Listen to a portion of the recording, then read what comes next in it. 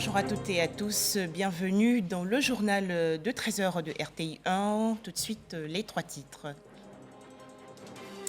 En Côte d'Ivoire début aujourd'hui les travaux de l'Africa CEO Forum édition 2022, 1500 participants. Des acteurs économiques, des chefs d'État et autres ministres africains réfléchissent sur l'avenir du continent. Le chef de l'État ivoirien, Alassane Ouattara, a présidé la cérémonie d'ouverture dans la commune de Cocody. Toujours en Côte d'Ivoire, début aujourd'hui des épreuves écrites du brevet d'études du premier cycle, le BPC 2022. À noter la composition française et la physique-chimie pour cette première journée. La ministre Maria Toukoné a visité ce matin un centre de composition, le lycée Mami Oufoué Fekete de Bergerville. Enfin, le premier tour des législatives 2022 en France, l'alliance de gauche, NUP et la coalition présidentielle sont au coude à coude.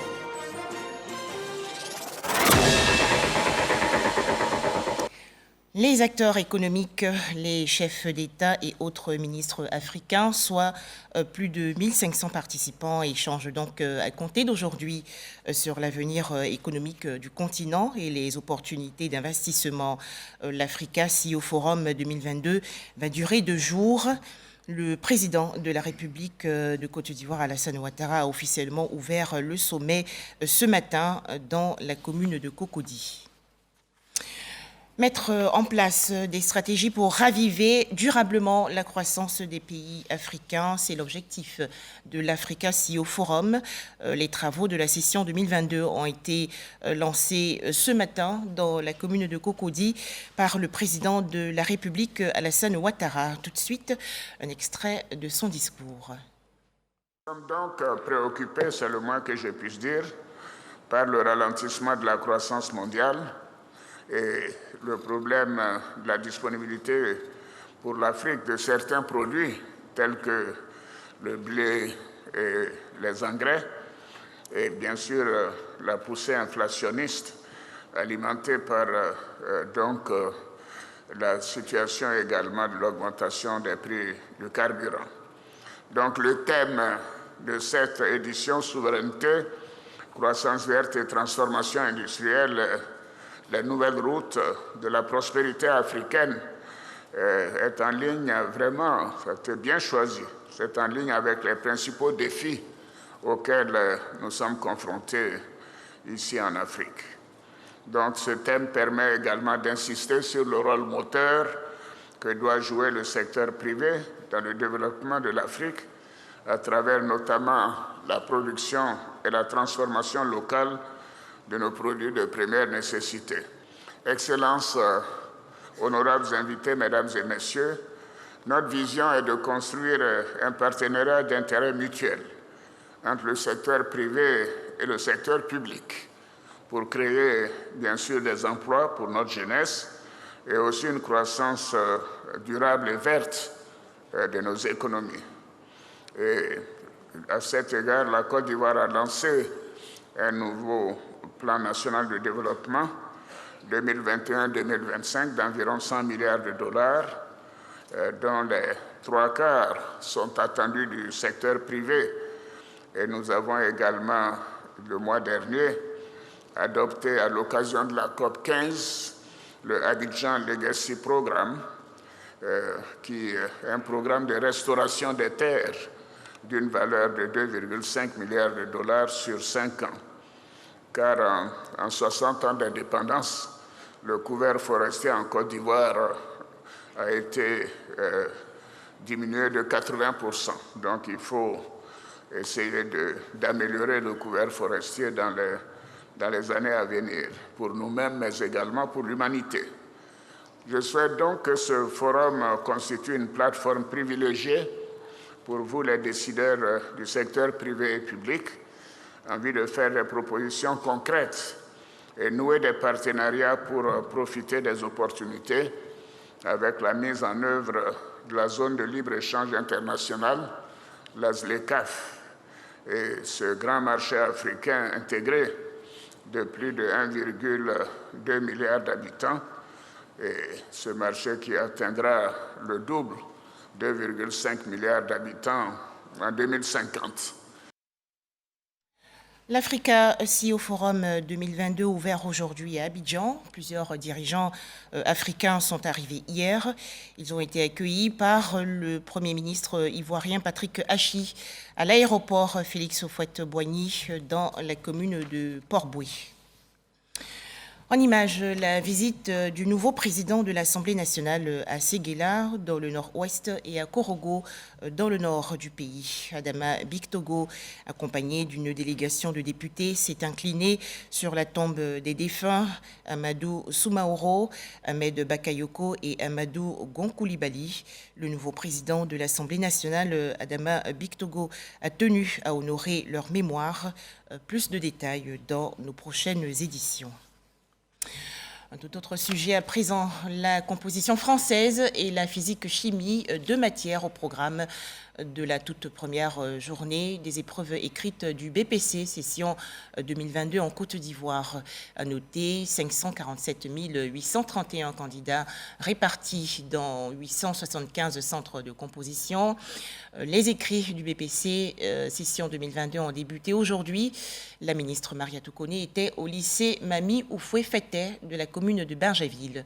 Le point dans ce reportage de Sephora Zegui. Lycée Mami Oufoué-Fété de Bergeville, 7h30 ce lundi 13 juin. Premier jour de composition au BEPC. Fouille méticuleuse à l'entrée du centre d'examen. Le stress peut se lire sur le visage des candidats. Je suis un peu stressée parce que c'est ma première fois. Avec la grâce de Dieu, ça va aller. Dernier conseil de Marie-Chantal à sa fille qui affronte pour la première fois le BEPC. Elle partage le stress de sa fille. À cause de la distance, elle compte rester sur place jusqu'à la fin de l'épreuve. Ce sont des ados, souvent on quitte un peu loin. Donc il fallait que je l'accompagne et me rassurer qu'elle arrivait à son centre. Si la mère de famille compte rester là, ce n'est pas le cas des élèves. Les premiers candidats sont à leur place. Le dispositif sécurité également est en marche. Dans la salle informatique, le personnel est présent. Le chef de ce pôle nous explique les mesures en vigueur. Dans chaque établissement, il y a un dispositif qui est déployé. Et donc, dans ces établissements-là, il y a des opérateurs qui sont commis. Cette équipe-là, elle a la possibilité de voir ce qui se passe à Korogo, ce qui se passe à Bondiali, ce qui se passe à Odiané. Et puis, dès qu'il y a un mouvement suspect, on attire l'attention du chef de centre. Dans ce centre, 700 candidats compétissent pour cette première journée en physique, chimie et en composition française. Le chef de centre explique les dispositions prises. Nous avons des détecteurs de métaux à l'entrée et donc contrôlons si les enfants n'ont pas de portable. Et ils ne rentrent qu'avec des pochettes transparentes, pas de sac. Un visiteur et non des moindres, Mariatou Koné, la ministre de l'Éducation nationale et de l'alphabétisation, venue s'imprégner du bon déroulement des épreuves. Mais à son arrivée, un fait marque l'attention. C'est la tricherie qui a fait. Donc, on ne sait pas qu'on est en train de le regarder. Il est en train de glisser des trucs dans le contrat. Quand c'est comme ça, on a un point focal sur place. Nous l'interpellons pour que le chef du centre ou bien le chef du secrétariat soit également servi. Ici, c'est à Bobo. Il y a le jeune homme qui avait mis quelque chose. Une chose est sûre, l'accent est mis sur la sécurité afin de lutter contre la tricherie. Et les moyens sont mis à disposition. Nous voulons vraiment, j'insiste, évaluer les enfants eux-mêmes, ce que les enfants ont appris. Nous voulons la valeur intrinsèque des enfants et non des résultats de tricherie. Quel est le niveau réel de l'enfant de Côte d'Ivoire? Quel est le niveau réel de l'élève de Côte d'Ivoire? C'est ce que nous souhaitons. Et donc, nous encourageons tout le monde à nous aider dans ce sens, à faire en sorte que les résultats soient les résultats sortis des tripes des enfants. Cette année, 547 831 candidats repartis dans 875 centres de composition prennent part à l'examen du BEPC et aux tests d'orientation. Parmi eux, 69 candidats en situation de handicap. Direction à présent le Gbeke, dans la région centre du pays. Beaucoup de concentration également depuis ce matin pour les candidats au BPC session 2022. Dans le Gbeke, ils sont 27 840 répartis sur 45 centres de composition. Les précisions de Soro Corona de RTI Bouaké. Les épreuves écrites du BEPC, brevet d'études du premier cycle et le test d'orientation session 2022 ont débuté ce matin. À Bouaké, ce sont les collèges Yamso Marie-Thérèse et Saint-Jacques qui ont servi de centre de lancement des épreuves. Dans la région de Gbeke, ils sont 27 840 candidats répartis dans 45 centres de composition, a subi les épreuves. Les épreuves ont débuté par la composition française. Stress et impatience élisent sur les visages des candidats. Je voulais dire à tous les gens qui composent de se concentrer. Je suis étudiante en assistante de direction et je passe le BPC en candidat libre cette année pour compléter mes dossiers. Les autorités éducatives invitent les apprenants et surveillants à éviter toute tentative de fraude. Ces moments-là sont des moments où la rigueur doit primer. Faire en sorte que tout se passe comme il faut, redorer le blason de notre pays, de sorte qu'on ne dise plus que la Côte d'Ivoire, c'est un pays où les examens se font avec la fraude. Le préfet de la région du Gbeke encourage les candidats à plus de responsabilités et surtout à faire confiance à leurs connaissances. Si nous voulons des cadres de demain, nous voulons des hommes pour assumer cette relève, belle relève déjà lancée, il faut qu'il y ait des hommes bien formés. Plusieurs centres de composition sont visités par les autorités locales pour se rendre compte du bon déroulement de l'examen. Deux matières, à savoir la composition française et la physique-chimie, ouvrent cette première journée de l'examen du BPC 2022 en Côte d'Ivoire. Rendons-nous à San Pedro, dans la région sud-ouest. Alors, comment les candidats apprécient-ils les épreuves? Ils sont au micro de Sam Conan. Lycée moderne Inagouyi, l'un des 25 centres d'examen du BPC, abrite le lancement régional des épreuves écrites. Quelques conseils d'usage avant le début des épreuves. Aujourd'hui, considérez que c'est le dernier devoir de classe. Vous avez compris. Donc détendez-vous. Ce qu'on vous a montré en classe, c'est ce qu'on va vous demander aujourd'hui. Ne posez aucun acte qui va vous compromettre.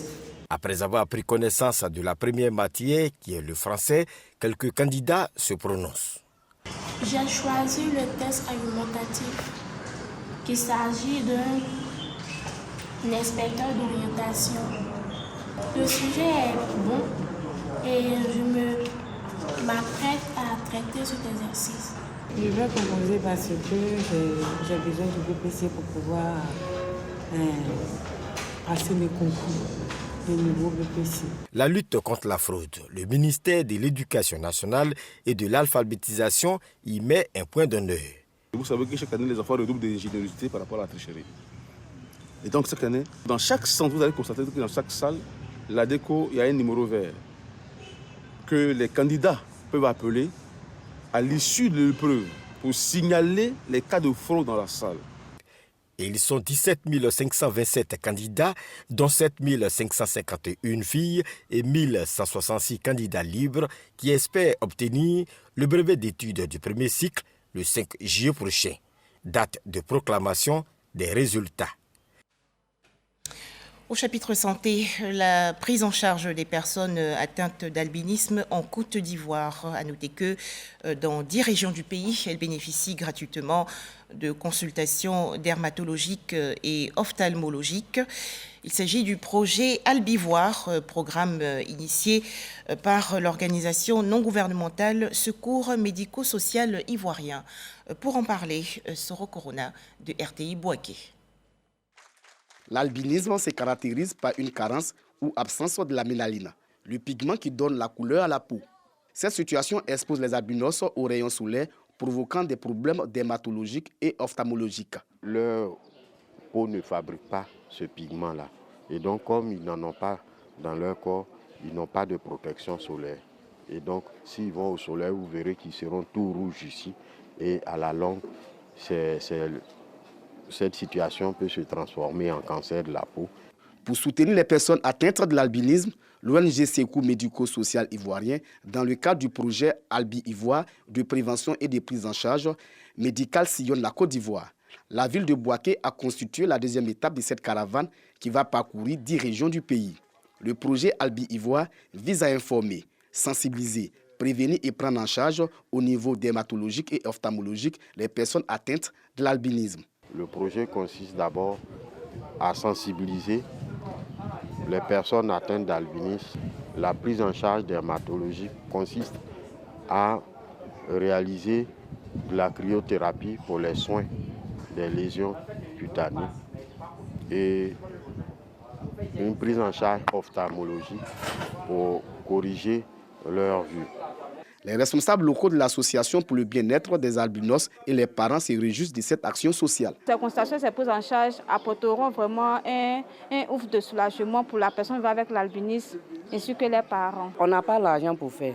S'il y a quelqu'un qui veut nous aider, bon, on souhaite les bienvenus à la personne aussi, pour les remercier aussi. Le projet Albi Ivoire va durer 5 ans et est financé par la Fondation Pierre Fabre. Selon les données du recensement général de la population et de l'habitat de 2014, les personnes atteintes de l'albinisme représentent 6 235 individus.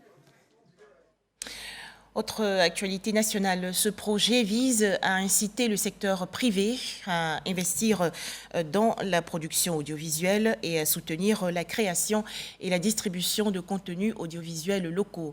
La coopérative Ciné Espoir, créée en 2021, a été présentée officiellement il y a quelques jours dans la commune de Cocody. Le point avec Franck Quadio. Le cinéma ivoirien veut sortir de l'ornière. La réalité est sue. Mais pour certains, il faut combattre le mal à la racine et cela passe par la valorisation des conditions sociales et de travail des acteurs, d'où la création d'une coopérative de professionnels du cinéma et de l'audiovisuel dite Ciné Espoir. On donne des statistiques d'autour de 6 productions par an en Côte d'Ivoire, c'est très faible.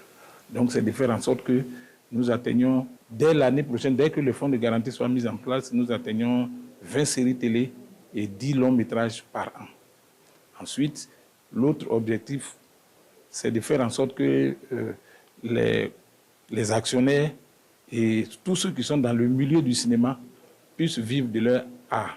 Une rencontre avec les médias et les acteurs de l'audiovisuel et du cinéma. Il s'agit de communiquer et échanger car la coopérative est un instrument, mais le soutien des autorités est souhaité pour sa mise en marche. Je souhaiterais que des gens aident, des mécènes viennent à la coopérative. Parce qu'aujourd'hui, nous allons nous adosser et nous sommes tous de cette coopérative. Et que l'État regarde la coopérative pour que nous puissions mieux fonctionner, mieux vivre de notre art. Créer un cadre de concertation, faciliter le financement de la promotion et de l'émergence d'une industrie cinématographique performante, les objectifs de Ciné Espoir. La coopérative entend aussi rassembler un quantum significatif d'adhérents, un motif d'espoir pour le secteur, après la création il y a quelque temps d'une commission paritaire du cinéma et de l'audiovisuel. Un guichet unique mobile pour les usagers du Bunkani dans la région nord-est du pays. Ce projet entre dans le cadre du programme Résilience pour la paix, programme soutenu et financé par l'Agence des États-Unis pour le développement international. Les explications de Franck Quadio. Des engins à 2 roues et des tricycles arpentant l'asphalte. Dans cette région du Bunkani, ils sont nombreux à rouler sans pièces administratives. Leur situation interpelle. Un guichet unique mobile a donc sillonné la région. Objectif, faciliter l'acquisition des pièces des engins de 2 ou 3 roues aux usagers. On a tenté cette expérience de venir avec les services techniques vers les populations pour leur permettre d'obtenir les documents afférents à leur engin. L'objectif aussi dans tout ça, c'est apprendre à nos populations le civisme fiscal déjà. Parce que quand on vit dans un État, les lois de l'État disent que je dois avoir mes documents, alors je dois les avoir, je m'organise pour le faire. Par cette initiative, Equal Access International, soutenue par l'USAID en collaboration avec les douanes ivoiriennes et le ministère des Transports, ont rapproché les structures techniques de l'État des communautés locales. Cette opération s'est déroulée dans 11 localités pour les 3 départements. Néanmoins, le processus d'immatriculation va continuer avec le service de transport en place à Bouna. Cette cérémonie spéciale de remise qui nous réunit ce jour a pour but donc de donner 144 crises et plaques d'immatriculation aux premiers demandeurs. Soyez-en rassurés, les autres suivront dans les semaines à venir. Remise de pièces aux requérants par le sous-préfet de Téini représentant le préfet de région du Bunkani. Plus de 900 cas ont été traités durant l'opération qui a débuté le 30 mai pour s'achever dans cette région le 11 juin 2022. Dans notre zone ici, les moyens de déplacement, c'est les motos. N'ayant pas les pièces, à chaque fois, il y a des prises de bec entre les forces de l'ordre et nous. Et aujourd'hui, on pense qu'avec ce programme, cela sera loin de nous. La région du Bunkani constitue la phase pilote de ce projet intitulé Résilience pour la paix. Plusieurs régions du Grand Nord seront visitées bientôt. Dans cette édition également, ce petit clin d'œil aux mamans. La fête des mères 2022 a été célébrée, on le sait, le 29 mai dernier. En Côte d'Ivoire, les mamans, membres du personnel de la Croix-Rouge, ont participé à une conférence. Thème retenu, la gestion de la charge mentale de la femme. Pour en parler, Walter Amadou.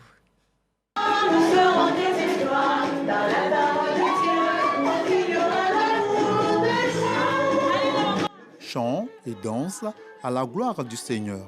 Ces femmes de la Croix-Rouge Côte d'Ivoire ont choisi ce cadre situé à l'université Félix Houphouët-Boigny à Cocody pour se réjouir autour d'un repas convivial. L'heure n'était pas seulement la fête, les initiatrices ont mis à profit les retrouvailles dédiées à la commémoration de la fête des mères, édition 2022, pour s'instruire sur la gestion de la charge mentale de la femme.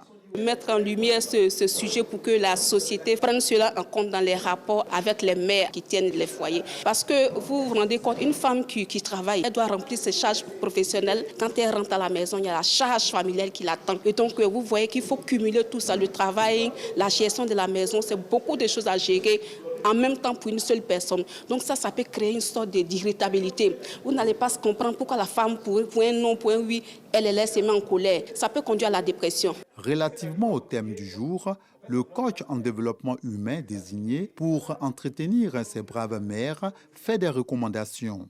La charge mentale, c'est le fait d'avoir constamment, au niveau de la pensée, les activités quotidiennes. Comment est-ce qu'on réussit à gérer les enfants, à gérer monsieur, à gérer la carrière professionnelle, parce que désormais, être femme au foyer, c'est pas suffisant, il faut aussi envoyer de l'argent. C'est tout ça qui entraîne souvent un état de stress qui finit soit dans des maladies, soit dans le divorce. Et il faut qu'on dise aux femmes de prendre du temps pour elles. Elles doivent être capables d'avoir une to-do list, c'est-à-dire planifier leur journée pour savoir qu'est-ce qu'elles doivent faire en priorité et être belles, physiquement et intellectuellement. Un ballet des mères avec des pas bien harmonisés a laissé entrevoir d'autres talents de ces femmes qui, au quotidien, allient responsabilité professionnelle et charge de foyer.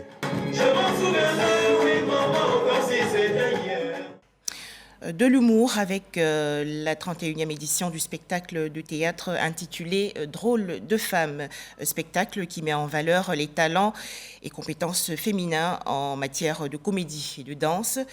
14 actrices ont été sélectionnées. Pacôme Didi et Sephora Zedi.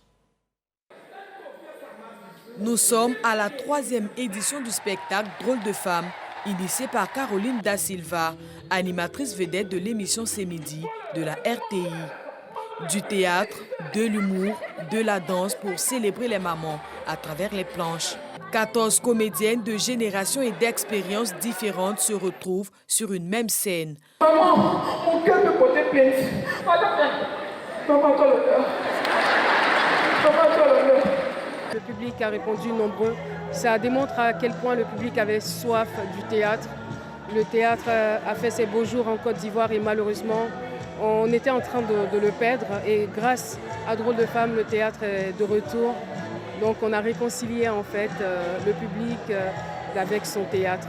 Le phénomène de l'euthanasie, la maltraitance, le harcèlement sexuel sont autant de thématiques abordées avec humour. Le public présent ne boude pas sa joie. Rire, hurlements et applaudissements ont envahi le public. Le spectacle haut en couleur n'a pas laissé indifférentes les personnalités venues apporter leur soutien à cet événement. On part vraiment très satisfait. Le spectacle était drôle et puis aussi il y a eu des thèmes très intéressants qui ont été abordés. Cette pièce a démontré ce que c'est que les violences faites aux femmes, aux gens, et comment on peut se relever malgré tout ce qu'on subit de mal dans la vie. Elles ont très bien joué. Avec Drôle de femmes, le théâtre ivoirien renaît en faisant la part belle à la femme. Protégeons-nous tous contre le coronavirus, faisons-nous vacciner et surtout respectons les gestes barrières.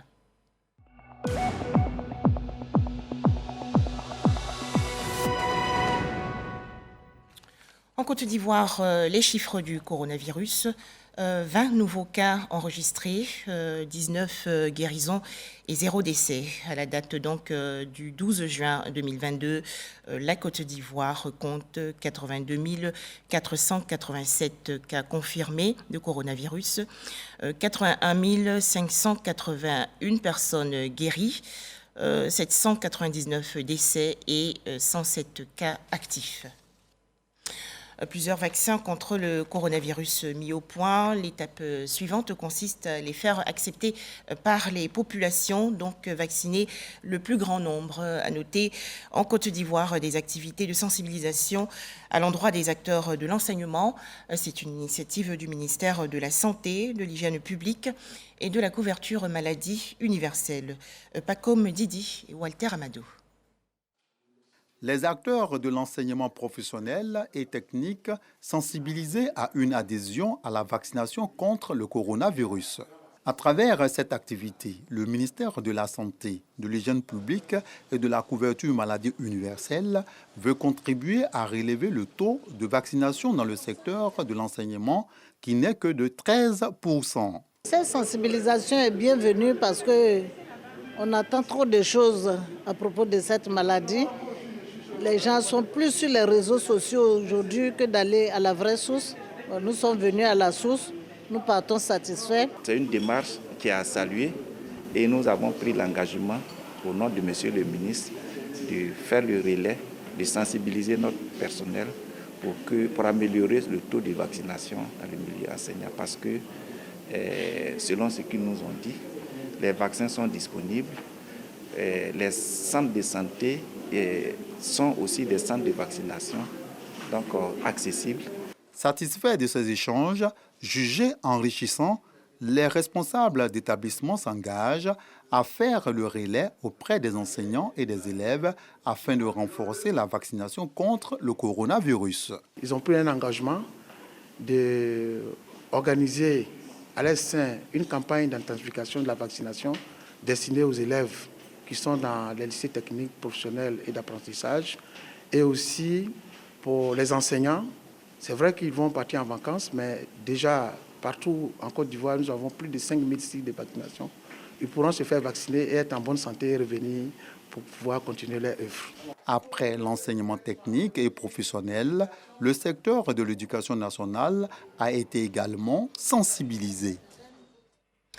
Des images pour terminer. En France, le premier tour hier des élections législatives, 577 députés à élire et qui vont siéger à l'Assemblée nationale pendant 5 ans. À noter que l'alliance de gauche NUP et la coalition présidentielle sont au coude à coude devant le Rassemblement national et la coalition de droite. Le second tour va se dérouler le 19 juin prochain. Voilà, merci de nous avoir suivis. Excellent début de semaine à toutes et à tous sur RTI 1.